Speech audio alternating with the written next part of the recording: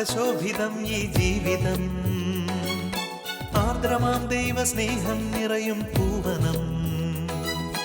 ആതുരപൂർണ്ണ പ്രശോഭിതം ഈ ജീവിതം, ആർദ്രമാം ദൈവസ്നേഹം നിറയും പൂവനം. സ്നേഹദീപനാളമായി വിളങ്ങും ധന്യജീവിതം.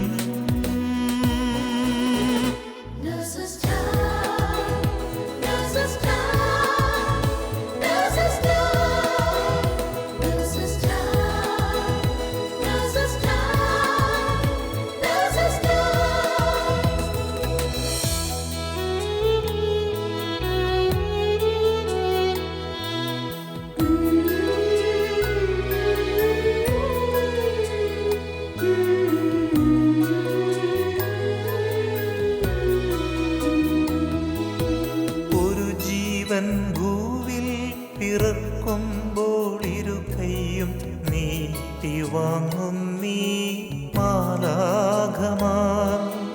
ഒരു ജീവൻ മണ്ണിൽ പൊലിയുമ്പോൾ അരികെ ശാന്തമായ യാത്രയാക്കിയിടും ഭൂവിലെ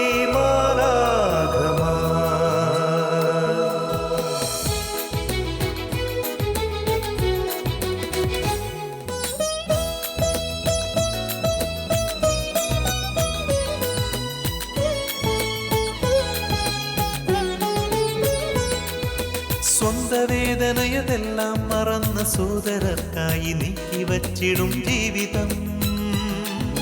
നൊന്തു നീറുന്ന ജീവിതങ്ങളെ കണ്ണീർ തുടച്ചു നൽകിടുന്നിവർ സാന്ത്വനം.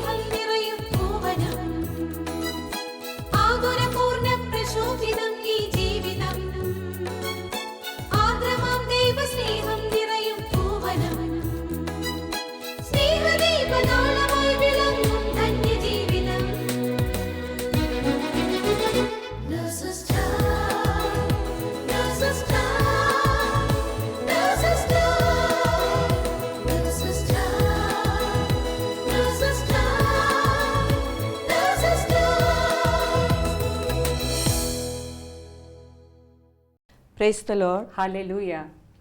സങ്കീർത്തനം 91:14-15 വരെയുള്ള വാക്യങ്ങൾ. അവൻ സ്നേഹത്തിൽ എന്നോട് ഒട്ടി നിൽക്കുന്നതിനാൽ ഞാൻ അവനെ രക്ഷിക്കും. അവൻ എൻ്റെ നാമം പറയുന്നത് കൊണ്ട് ഞാൻ അവനെ സംരക്ഷിക്കും. അവൻ എന്നെ വിളിച്ചപേക്ഷിക്കുമ്പോൾ ഞാൻ ഉത്തരം അരുളും. അവൻ്റെ കഷ്ടതയിൽ ഞാൻ അവനോട് ചേർന്ന് നിൽക്കും. ഞാൻ അവനെ മോചിപ്പിക്കുകയും മഹത്വപ്പെടുത്തുകയും ചെയ്യും. എൻ്റെ പേര് റിൻഡ. 2006 മുതൽ കുവൈറ്റിൽ നഴ്സായിട്ട് ജോലി ചെയ്യുന്നു. ജീവിത പങ്കാളിയും 2 മക്കളും അടങ്ങുന്നതാണ് എൻ്റെ കുടുംബം. ഞാൻ ചാലക്കുടി സെൻറ്റ് മേരീസ് ഫൊറോനോ ഇടവക അംഗമാണ്. ഞാൻ ജിജി ഫ്രാൻസിസ്. ഞാൻ 1994 തൊട്ട് കുവൈറ്റിൽ സ്റ്റാഫ് നഴ്സായിട്ട് ജോലി ചെയ്യുന്നു. ജീവിത പങ്കാളിയും 2 മക്കളും അടങ്ങുന്നതാണ് എൻ്റെ കുടുംബം. ഞാൻ കോതമംഗലം രൂപതയിലെ നെല്ലിമറ്റം ഇടവക അംഗമാണ്. റിൻഡ ഞാനിവിടെ സ്ഥിരമായിട്ട് പള്ളി, നമ്മുടെ വിശുദ്ധ കുർബാനയിലും നമ്മുടെ നെസസ് മിനിസ്ട്രിയുടെ കൂട്ടായ്മയിലും ഒക്കെ കാണാറുണ്ട്. വിശ്വാസത്തിൻ്റെ മൂല്യങ്ങളും ദൈവസ്നേഹാനുഭവവും എനിക്ക് എൻ്റെ മാതാപിതാക്കളിൽ നിന്നും ഗ്രാൻഡ് പാരൻസിൽ നിന്നാണ് കിട്ടിയത്. പ്രത്യേകമായിട്ട് എൻ്റെ പപ്പേനെയും അമ്മാമ്മേനെയാണ് ഞാനിവിടെ ഓർക്കുന്നത്. പപ്പ ചെറുപ്പം മുതലേ വീട്ടിൽ പറഞ്ഞു കേൾക്കാറുണ്ട്, ദൈവം നടത്തും, ദൈവം സഹായിക്കുമെന്ന്. അപ്പം കുഞ്ഞുനാളിൽ നമ്മുടെ ബുദ്ധിമുട്ടുകൾ ചെന്ന് പപ്പയോട് പറയുമ്പോഴാണ് പപ്പ എപ്പോഴും അത് പറഞ്ഞു തന്നിരുന്നത്. അപ്പോൾ ഞാൻ വിചാരിക്കും, കാണാത്ത ദൈവം എങ്ങനെ നടത്തുന്നു ചോദിക്കാനായിട്ട് പേടികൊണ്ട് ചോദിക്കില്ല, പപ്പയുടെ നിന്ന് അടി കിട്ടും. പിന്നെ പപ്പയുടെ അമ്മാമ്മ എന്നാണ് ഞങ്ങൾ വിളിക്കുക. അമ്മാമ്മയുടെ പേര് കൊച്ചു ത്രേസ്യ എന്നാണ്. അപ്പം എനിക്ക് മാമോദീസ പേരിട്ടിരിക്കുന്നത് കൊച്ചു ത്രേസ്യ എന്നാണ്. അപ്പം അമ്മാമ്മ എപ്പോഴും പറയും, കൊച്ചു ത്രേസ്യ പുണ്യാളത്തി ചെറിയ പ്രവർത്തികളിലൂടെ ഈശോയെ സ്നേഹിച്ച പുണ്യവതിയാണ്, അങ്ങനെയാണ് വിശുദ്ധിയായി തീർന്നതെന്ന് പറയും. അപ്പം നീ അതുപോലെ ഒരു വിശുദ്ധിയായിട്ട് ജീവിക്കണമെന്ന് ഇപ്പോഴും അമ്മമ്മ പറഞ്ഞു തരും. അപ്പം 4-5 ക്ലാസ്സിലൊക്കെ ആയിരുന്നപ്പോൾ വീടിൻ്റെ മുറ്റടിക്കാനായിട്ട് അമ്മമ്മ ചൂലെടുത്ത് തരുമ്പോൾ പറയും, വീട്ടിൽ നിറച്ച് ജാതിയും പ്ലാവും ഒക്കെ ആയിരുന്നേ. അപ്പം ജാതിയുടെ ഇലകൾ ഇങ്ങനെ അടിച്ചിങ്ങനെ വാരുമ്പോൾ അമ്മമ്മ പറയും, ഈശോയെ നിന്നെ ഞാൻ സ്നേഹിക്കുന്നു എന്ന് കുഞ്ഞ് സുഹൃത്ത് ജപങ്ങൾ പഠിപ്പിച്ചു തരുമായിരുന്നു അമ്മമ്മ. അപ്പം അത് ചൊല്ലിപ്പിക്കുന്ന ഒരു ഓർമ്മ ഉണ്ട് അമ്മമ്മയുടെ അടുത്തുനിന്ന്. പിന്നെ രാവിലെ ശനി ഞായറും ദിവസങ്ങളിൽ കുർബാനയ്ക്ക് പോകുന്നത് മസ്റ്റാണ്. അപ്പോൾ അത് നേരത്തെ തന്നെ പള്ളിയിൽ ചെല്ലണം, ഫ്രണ്ടിൽ മുട്ടുകുത്തും വേണം, കൈ കൂപ്പി പിടിച്ച് കുർബാന തുടങ്ങി അവസാനം വരെ നിൽക്കണം. കുഞ്ഞുനാളിൽ അത് ഒരു ഇച്ചിരി ബുദ്ധിമുട്ടുള്ള കാര്യമായിരുന്നു. എങ്കിലും അന്ന് പറഞ്ഞു തന്ന ആ ഒരു വിശ്വാസത്തിൻ്റെ മൂല്യവും ദൈവസ്നേഹത്തിൻ്റെ അനുഭവങ്ങളും ഇപ്പോഴും നമുക്ക് ഒരു ജീവിതത്തിൽ ഉറച്ചു നിൽക്കാനായിട്ട് സഹായിച്ചിട്ടുണ്ട്. അതുപോലെ തന്നെ ശനിയാഴ്ച ദിവസങ്ങളിൽ ഞങ്ങളുടെ വീടിൻ്റെ അടുത്ത് കൊരട്ടിയിൽ ഒരു കുഷ്ഠരോഗ ആശുപത്രി ഉണ്ട്. അപ്പോൾ അവിടെ നിന്ന് ഇങ്ങനെ കുഷ്ഠരോഗം മാറിക്കഴിഞ്ഞിട്ടുള്ള രോഗികൾ ഭിക്ഷ അയച്ചു വരും. അപ്പം അമ്മമ്മ അവരെ വീട്ടിൽ വിളിച്ചിരുത്തി വാഴയുടെ ഇലയൊക്കെ വെട്ടി ചോറ് അങ്ങനെ കാര്യങ്ങളൊക്കെ കൊടുക്കും. പിന്നെ വീട്ടിൽ എന്തെങ്കിലും ആഘോഷം ഉണ്ടെങ്കിൽ ഫസ്റ്റ് ഇൻവിറ്റേഷൻ പോകുന്നത് അവർക്ക്. അപ്പോൾ അതൊക്കെ ചിന്തിച്ച് നോക്കി കഴിയുമ്പോൾ ഇപ്പം എനിക്ക് മനസ്സിലാവുന്നുണ്ട്, അമ്മമ്മ ഫാസ്റ്റിംഗ് എടുക്കുമായിരുന്നു. ബുധൻ, വെള്ളി, ശനി ദിവസങ്ങളാണ്. അത് നല്ല ഓർമ്മയിൽ നിൽപ്പുണ്ട്. അപ്പോൾ ആ ചെയ്ത ഫാസ്റ്റിങ്ങിൻ്റെ ത്യാഗത്തിൻ്റെ പരിത്യാഗം പോലെ ചെയ്തതാണ് അമ്മമ്മ എന്നുള്ളത് ഇപ്പം എനിക്ക് നന്നായിട്ട് മനസ്സിലാവുന്നുണ്ട്. അതുപോലെ തന്നെ പപ്പയുടെ അനിയൻ അച്ഛനുണ്ട്, അമ്മമ്മയുടെ മോന്. അപ്പോൾ അത് ഒരു ദിവസത്തെ ഫാസ്റ്റിങ് ആ അച്ഛൻ പേപ്പന് വേണ്ടിയിട്ടുള്ളതാണ്. അപ്പോൾ അമ്മമ്മ എപ്പോഴും പറയും, നമ്മുടെ പ്രാർത്ഥനകളും നമ്മുടെ ത്യാഗപ്രവൃത്തികളാണ് വൈദികരെ വിശുദ്ധരായിട്ട് നിർത്തുന്നത്. അപ്പം നമ്മൾ ചെയ്തില്ലെങ്കിൽ അവർക്ക് വീഴ്ചകൾ പറ്റിയത് നമ്മുടെ ഒരു ഉത്തരവാദിത്തമാണെന്ന് അമ്മമ്മ ചെറുപ്പത്തിലേ പറഞ്ഞു തരുമായിരുന്നു. അമ്മമ്മ മരിക്കുന്നത് വരെ അത് കണ്ടിന്യൂ ചെയ്തിട്ടുണ്ട്. അതിൻ്റെ വിത്തുകളുള്ളിൽ കിടക്കുന്നത് കൊണ്ടായിരിക്കണം ഇപ്പോഴും നമുക്ക് വലിയ വലിയ ബുദ്ധിമുട്ടുകളൊക്കെ ഉണ്ടാകുമ്പോൾ ജീവിതത്തിൽ പിടിച്ചു നിൽക്കാനായിട്ട് സഹായിച്ചത്. എൻ്റെ കാര്യം ഇതുപോലെയൊക്കെ തന്നെയാണ് റിൻഡ. ഞാനും എൻ്റെ ചെറുപ്പകാലമൊക്കെ ഇതുപോലെ വീട്ടിൽ പേരൻസും ഗ്രാൻഡ് പേരൻസും ഒക്കെ പരിശുദ്ധ കുർബാനയിൽ എന്നും സംബന്ധിക്കണമെന്നുള്ളത് വളരെ നിർബന്ധമായിരുന്നു.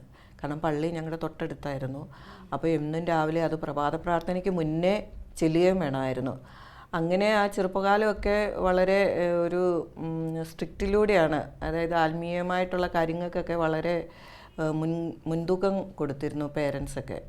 പിന്നെ ഈ പള്ളിമണി അടിക്കുമ്പോൾ വൈകുന്നേരം കുടുംബ പ്രാർത്ഥനയിൽ സ്ഥിരമായിട്ട് അത് ആ സമയത്ത് തന്നെ കുടുംബ പ്രാർത്ഥന എത്തിക്കണമെന്നൊക്കെ ഉള്ളത് വളരെ നിർബന്ധമായിരുന്നു. പിന്നെ വിദ്യാഭ്യാസ കാലഘട്ടവും അവസാനം നേഴ്സിംഗ് കാലഘട്ടവും ഒരു സിസ്റ്റേഴ്സൊക്കെ നടത്തുന്ന ഒരു ഇൻസ്റ്റിറ്റ്യൂഷനിൽ പഠിക്കാനായിട്ടുള്ള ഒരു അവസരമാണ് ലഭിച്ചത്. അപ്പം അവിടെയും നമുക്ക് പരിശുദ്ധ കുർബാനയും ജപമാലയും പിന്നെ മാസം തോറുമുള്ള പ്രാർത്ഥനാ കൂട്ടായ്മയും, പിന്നെ ഞങ്ങൾക്ക് എല്ലാ വർഷവും അവിടെ പഠിച്ചെടുത്ത് തന്നെ ഞങ്ങൾക്ക് കരിസ്മാറ്റിക് ധ്യാനങ്ങളും ഒക്കെ നടത്തുമായിരുന്നു.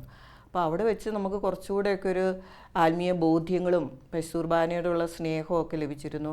ഈ ചെറുപ്പകാലത്തൊക്കെ പരിശുദ്ധ കുർബാനയിലൊക്കെ പോയിരുന്നെങ്കിലും അത് വീട്ടുകാരുടെ ഒരു നിർബന്ധം മൂലമൊക്കെയാണ് പോയിക്കൊണ്ടിരുന്നത്. അല്ലാതെ ഒരു പരിശുദ്ധ കുർബാനയോട് ഒരു സ്നേഹമോ കാര്യമൊന്നും ഉണ്ടായിട്ടല്ല പോയിരുന്നത്.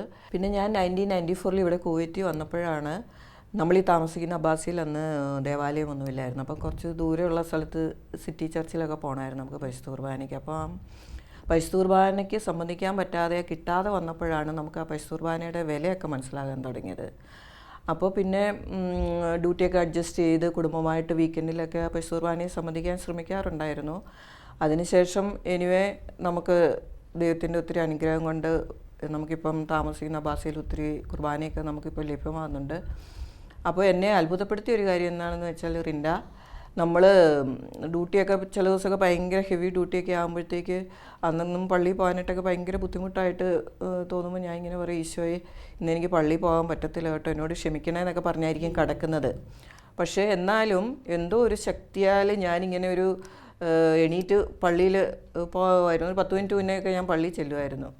അപ്പോൾ ഒരു കൗൺസിലിങ്ങിനിടയിൽ കൗൺസിലർ ഇങ്ങനെ എന്നോട് ചോദിച്ചു, എന്ത് ബുദ്ധിമുട്ടുണ്ടെങ്കിലും എന്നും പരിശുദ്ധ കുർബാനയ്ക്ക് അണയാറുണ്ടല്ലേ, അത് കൊച്ചുറേസ്യാമ്മ എണീപ്പിച്ച് വിടുന്നതാണെന്ന്. അതും എനിക്ക് ഭയങ്കര ഒരു അത്ഭുതമായിപ്പോയി. കാരണം എൻ്റെ സ്വന്തം ഇടവക കാവാലം ലിസിപ്പള്ളിയാണ്. അപ്പോൾ ഞങ്ങളുടെ ഇടവക മധ്യസ്ഥ കൊച്ചുറേസ്യയാണ്. അന്നേരം എനിക്ക് ഭയങ്കര അത്ഭുതമായിപ്പോയി. കാരണം നമ്മൾ കുഞ്ഞുനാളിൽ നമ്മൾ ആ ഒരു തീക്ഷ്ണതയോടെയൊന്നും അല്ല പരിശുദ്ധ കുർബാനയ്ക്ക് അണഞ്ഞിരുന്നെങ്കിലും നമ്മുടെ ഇടവക മധ്യസ്ഥ പോലും നമുക്ക് വേണ്ടി മധ്യസ്ഥം വഹിക്കുന്നല്ലേ, നമുക്ക് വേണ്ടി നമ്മളെ കാണുന്നുണ്ടായിരുന്നു എന്നുള്ളത് എനിക്ക് വന്ന് വളരെ ഒരു ബോധ്യം കിട്ടിയെന്ന്. ചേച്ചി, അപ്പം നമ്മുടെ രണ്ടുപേരുടെ ലൈഫിലും വിശുദ്ധ കൊച്ചുത്രേസ്യ നല്ല ഒരു സ്ഥാനം വഹിക്കുന്നുണ്ട്, നമ്മളെ നയിക്കുന്നുണ്ട് വിശുദ്ധ കൊച്ചുത്രേസ്യ. റിൻഡയുടെ ജോലി മേഖലയിലൊക്കെ എങ്ങനെയാണ് ഇത് ദൈവത്തിന്റെ ആ ഒരു സ്നേഹം ഇതൊക്കെ? ചേച്ചി, ഞാന് അമ്മാമ്മനെ തന്നെ ഇപ്പോഴും ഓർക്കുന്നത്. അമ്മാമ്മ അന്ന് പഠിപ്പിച്ചു തന്ന സുഹൃത്ത് ജപങ്ങൾ ഇപ്പോഴും കണ്ടിന്യൂ ചെയ്യാറുണ്ട് രോഗികളുടെ അടുത്ത് എത്തുമ്പോൾ.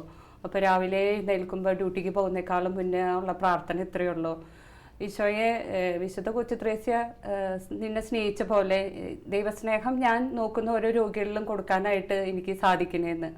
അത് എൻ്റെ കൂട്ടത്തിലുള്ള ജോലി ചെയ്യുന്നവർക്കും ഡോക്ടേഴ്സിനും ഒക്കെ ആ ഒരു ദൈവസ്നേഹാനുഭവം എല്ലാവർക്കും കൂടി കിട്ടട്ടെ എന്ന് ഞാൻ ഇപ്പോഴും പ്രാർത്ഥിക്കാറുണ്ട്. അതുപോലെ തന്നെ ഇപ്പം എന്തെങ്കിലും പ്രയാസങ്ങൾ ഉണ്ടാവുമ്പോൾ ആ ദൈവസ്നേഹം കൂടി നമ്മൾ ആ ജോലിയിൽ കൂട്ടിച്ചേർക്കുമ്പോൾ ആ സഹനങ്ങൾ ഇച്ചിരി ലഘൂകരിച്ച് കിട്ടാറുണ്ട്. ഈശോ നമുക്ക് വേണ്ടിയിട്ട് കാൽവരിയിൽ നമ്മളോടുള്ള സ്നേഹത്തെ പ്രതി സഹിച്ചതുകൊണ്ട് ആ ഒരു ഭാരം നമുക്ക് തോന്നില്ല. സ്നേഹം കൂട്ടിച്ചേർത്ത ചെയ്യുന്ന പ്രവൃത്തികളിലൊക്കെ വളരെ ഭാരമില്ലാതെ വളരെ ലഘൂകരിച്ച് പോവാറുണ്ട്. അതുപോലെ ഈശോയെ കരുണയായിരിക്കണമേ എന്ന് പ്രാർത്ഥിച്ചിട്ടാണ് ചില പേഷ്യൻസിനൊക്കെ കാനുല കിട്ടാൻ വളരെ ബുദ്ധിമുട്ട് അനുഭവപ്പെടാറുണ്ട്. അപ്പോൾ ഈ കരുണയായിരിക്കണമേ എന്ന് പ്രാർത്ഥിച്ച് ഈശോയെ കരുണയായിരിക്കണമേ എന്ന് 3-4 പ്രാവശ്യമൊക്കെ പ്രാർത്ഥിച്ചിട്ട് ചെയ്യുമ്പോൾ അത് കിട്ടുന്നുണ്ട്. കാനുല നമുക്ക് ഇൻസേർട്ട് ചെയ്യാൻ പറ്റാറുണ്ട് വളരെ ഈസി ആയിട്ട്. അതുപോലെ തന്നെ രോഗികളിലൊക്കെ ഒത്തിരി ക്രിട്ടിക്കലായിട്ടുള്ള രോഗികളിൽ നമ്മളിങ്ങനെ സുഹൃത്ത് ജപങ്ങൾ ചൊല്ലി അവരുടെ അടുത്ത് ചെല്ലുമ്പോൾ അതിൽ വലിയ വ്യത്യാസങ്ങൾ കണ്ടിട്ടുണ്ട്. അങ്ങനെ അത്ഭുതങ്ങൾ കാണാൻ പറ്റിയിട്ടുണ്ട്. ഞാനും ജോലിയിൽ പ്രവേശിക്കുമ്പോൾ തന്നെ ആ ഡിപ്പാർട്ട്മെൻറ്റിൽ കയറുമ്പോൾ തന്നെ നെറ്റിയിലൊരു കുരിശൊക്കെ വരച്ചിട്ടാണ് കയറുന്നത്.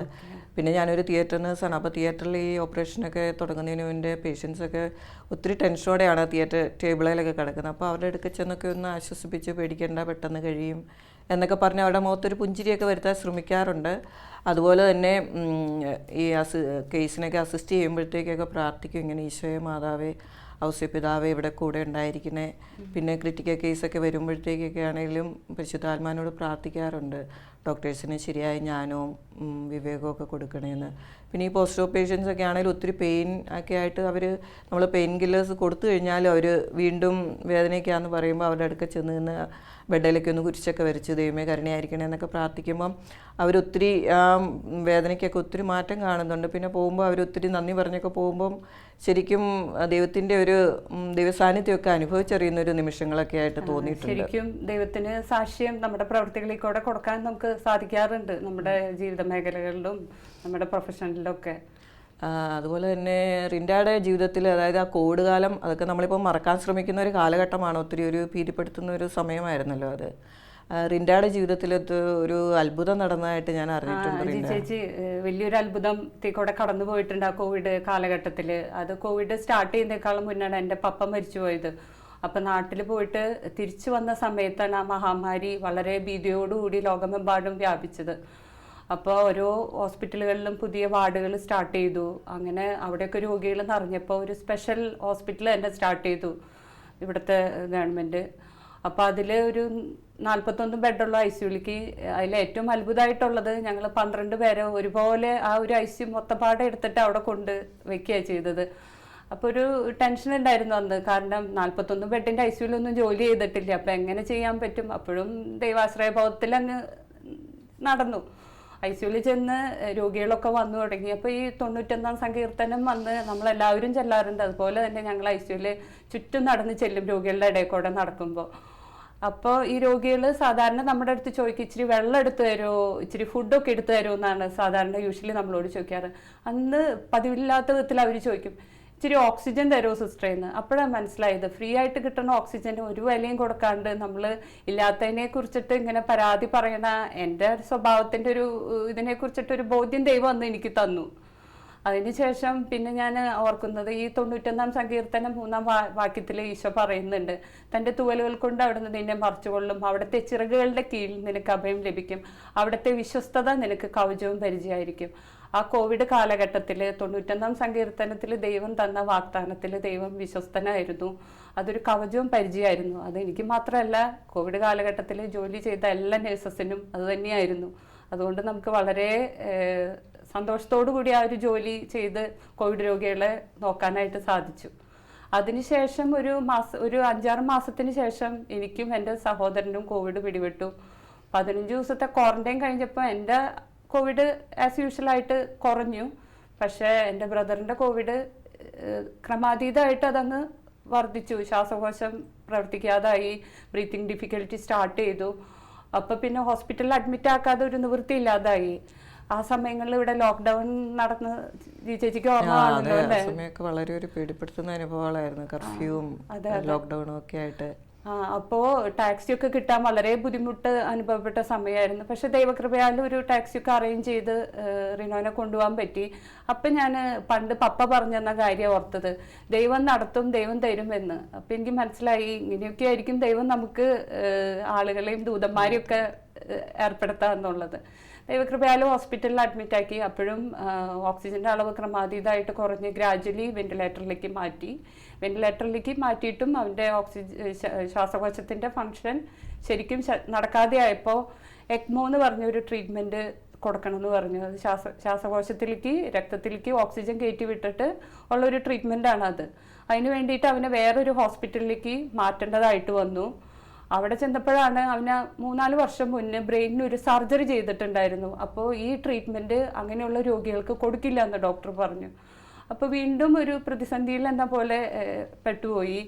അപ്പോൾ എനിക്ക് ഓർമ്മ വന്നത് ലൂക്കായുടെ സുവിശേഷത്തിൽ 1-ാം അധ്യായത്തിൽ 37-ാം വാക്യത്തിൽ ദൈവത്തിന് ഒന്നും അസാധ്യമല്ല. അപ്പോൾ അസാധ്യങ്ങളെ സാധ്യമാക്കുന്ന ദൈവമാണ് നമ്മുടെ ദൈവം. അപ്പോൾ അങ്ങനെ ഇരിക്കെ ഒരു ദിവസം അവൻ്റെ ബ്ലഡിൽ കാർബൺ ഡൈ ഓക്സൈഡിൻ്റെ അളവ് കൂടി. അപ്പോൾ അന്ന് നൈറ്റിൽ ഒരു 3 മണിയായപ്പോൾ എനിക്കൊരു കോള് വന്നു. ഞാൻ അന്ന് നൈറ്റ് ഡ്യൂട്ടി ചെയ്യായിരുന്നു. പറഞ്ഞു, റിനോന് എക്മോ ട്രീറ്റ്മെൻറ്റ് സ്റ്റാർട്ട് ചെയ്യാൻ പോവാ, സിസ്റ്റർ എനിക്ക് വേണ്ടിയിട്ട് നീ പ്രാർത്ഥിച്ചോളാം, ഞാനാണ് ആ ട്രീറ്റ്മെൻറ്റ് തുടങ്ങുന്ന ഡോക്ടർ എന്ന് പറഞ്ഞു. അപ്പോൾ എനിക്ക് മനസ്സിലായി, നമ്മുടെ ജീവിതം പുറപ്പാട് അനുഭവം പഴയ നിയമത്തിൽ മാത്രമല്ല നമ്മുടെ ജീവിതങ്ങളിലും ഉണ്ട്. വലിയ ചെങ്കടലുകളുടെ മധ്യത്തിൽ നമ്മളിങ്ങനെ പകച്ചു നിൽക്കുമ്പോൾ ദൈവം അവിടെ പാതകൾ കെട്ടുന്നുണ്ട്. അങ്ങനെ എക്മോ ട്രീറ്റ്മെൻറ്റ് സ്റ്റാർട്ട് ചെയ്തു. ആ സമയങ്ങളിൽ നമ്മുടെ കൂട്ടായ്മകളിൽ പ്രാർത്ഥനകൾ നടക്കുന്നുണ്ടായിരുന്നു, ദിവ്യകാരുണ്യ ആരാധനകളിൽ പ്രാർത്ഥനകൾ നടക്കുന്നുണ്ടായിരുന്നു. ഞാൻ ഓർക്കുന്നുണ്ട് റിൻഡ, നമ്മുടെ ഈ നഴ്സസ് മിനിസ്ട്രിയിൽ 24 hours ചെയിൻ റോസറി നടക്കുന്ന സമയം. അപ്പോൾ റിൻഡയുടെ ബ്രദറിൻ്റെ പ്രെയർ റിക്വസ്റ്റ് വന്നതും നമ്മളെല്ലാവരും ശക്തമായിട്ട് മാതാവിൻ്റെ മാധ്യസ്ഥം തേടി പ്രാർത്ഥിക്കുന്നതൊക്കെ എൻ്റെ ഓർമ്മയിലുണ്ട് റിൻഡ.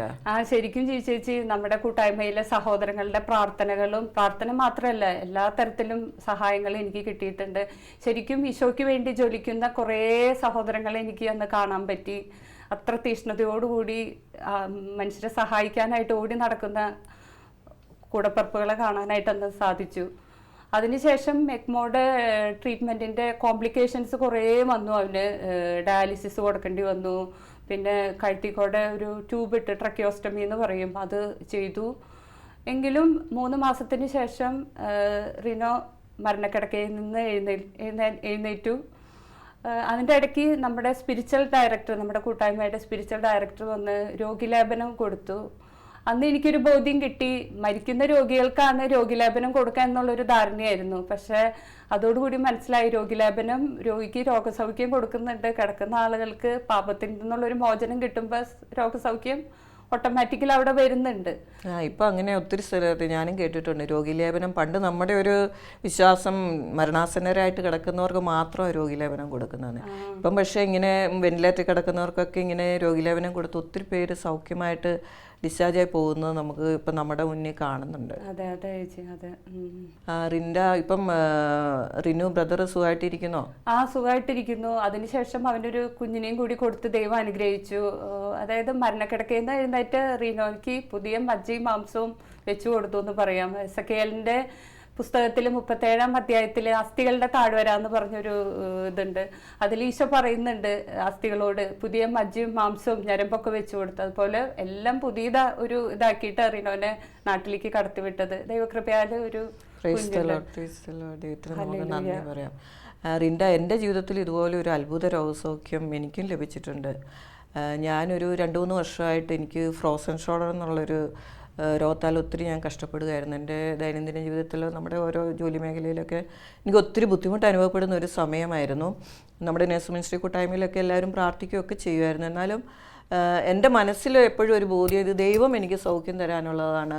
അതെങ്ങനെ വന്നു എന്നൊന്നും എനിക്കറിയത്തില്ല, പക്ഷേ എപ്പോഴും എൻ്റെ മനസ്സിൽ ഇത് ദൈവം എനിക്ക് സൗഖ്യം തരും, എങ്ങനെയാണെന്നാണെന്നൊന്നും എനിക്കറിയത്തില്ല. എന്നാലും ഇത്രയും ബുദ്ധിമുട്ടൊക്കെ കാണുന്നത് കണ്ടുകൊണ്ട് ഒരു നാട്ടിലൊരു തിരുമിക്കാനൊക്കെ കൊണ്ടുപോയി. അവിടെ ചെന്നപ്പോഴും എനിക്ക് കൈ എൻ്റെ ഇത്രേ പൊങ്ങത്തുള്ളായിരുന്നു. തിരുമലിന് ശേഷം എൻ്റെ കൈ ബാക്കിലേക്കൊക്കെ പോകാൻ തുടങ്ങി. പക്ഷേ എന്നാലും കൈ എനിക്ക് പൊക്കാനോ എനിക്ക് കൈ കൊണ്ട് എനിക്ക് കാര്യമായിട്ടൊന്നും ചെയ്യാനോ പറ്റുന്നില്ലായിരുന്നു. ചെയ്താൽ തന്നെ ഭയങ്കര വേദനയൊക്കെ ആയിരുന്നു.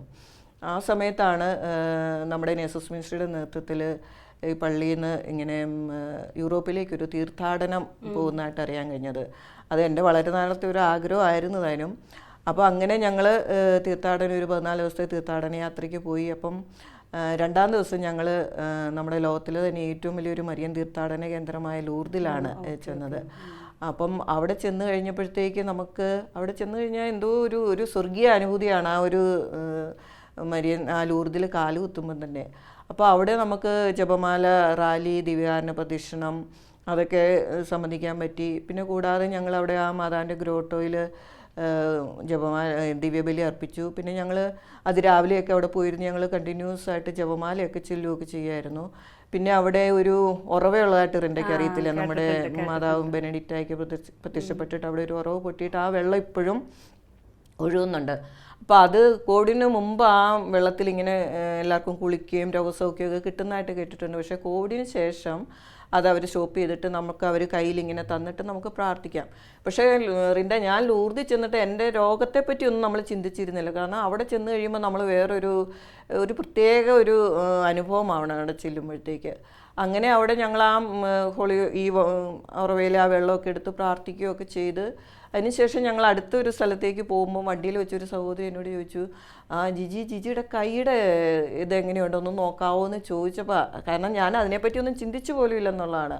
അന്നേരം ഞാൻ എൻ്റെ കൈ പൊക്കി നോക്കിയപ്പോൾ കൈ എൻ്റെ ഇത്രയും പൊങ്ങിയെന്നുള്ളതാണ്. ആ സമയത്തെ ഒരു അവസ്ഥ എനിക്ക് വിവരിക്കാൻ പറ്റത്തില്ല. കാരണം ഞാനും ഇങ്ങനെ കേട്ടിട്ടേ ഉള്ളൂ ഒത്തിരി രോഗസൗഖ്യം ഓരോരുത്തർക്ക് കിട്ടിയെന്ന്. പക്ഷെ അത് സ്വന്തം അനുഭവത്തിൽ എനിക്ക് കിട്ടുക എന്ന് പറഞ്ഞ് ആ സമയത്തെ എൻ്റെ ഒരു സ്നേഹം, അതായത് ദൈവത്തിൻ്റെ ആ ഒരു കരുതൽ, അല്ലെങ്കിൽ മാതാവിന് കിട്ടിയ ആ ഒരു രോഗസൗഖ്യം എന്നൊക്കെ പറഞ്ഞത് അത് വല്ലാത്തൊരു, ദൈവത്തിന് എത്ര നന്ദി പറഞ്ഞാലും മതിയാകത്തൊരു കാര്യമാണ്.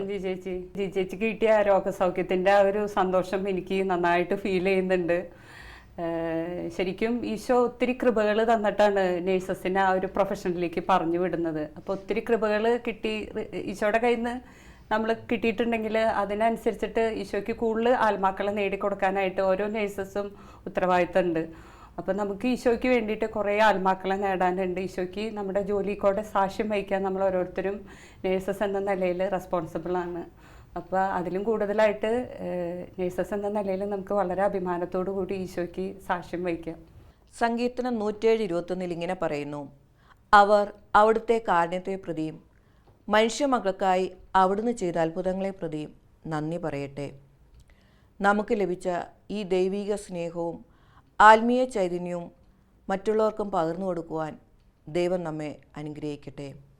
അതിനുള്ള കൃപയ്ക്കായി ലോകമെമ്പാടുമുള്ള എല്ലാ നേഴ്സുമാരെയും അവരുടെ കുടുംബങ്ങളെയും പരിശുദ്ധ അമ്മയുടെ വിമല ഹൃദയം വഴിയായി ഈശോയ്ക്ക് സമർപ്പിച്ചുകൊണ്ട് നമുക്ക് പ്രാർത്ഥിക്കാം.